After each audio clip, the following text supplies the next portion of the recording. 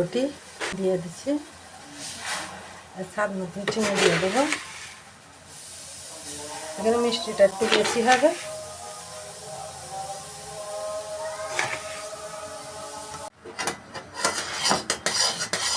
এটা ফুটিয়ে চিনি এখানে চিনির সিরাটা হয়ে গেছে। এখানে সুজিগুলো দিয়ে দেবো,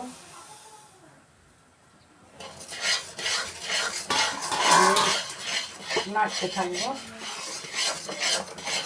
বাদাম দিয়ে দেবো। এখন বাসনে ঢেলে দিয়েছি, দিয়ে এইভাবে চেপে চেপে সেট করে দিচ্ছি।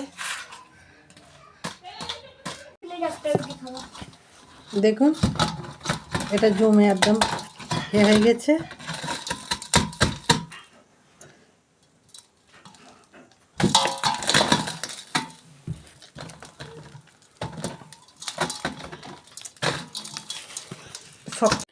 দেখুন সুজি দিয়ে বাদাম দিয়ে কটকটি হয়ে গেছে, খটখটি হয়েছে, খেতে হেভি লাগে। একবার এইভাবে বানিয়ে দেখবেন। ভালো লাগলে লাইক, কমেন্ট, শেয়ার, সাবস্ক্রাইব করে দেবেন। ভিডিওটা সম্পূর্ণ দেখার জন্য অনুরোধ রইল, সম্পূর্ণ দেখবেন।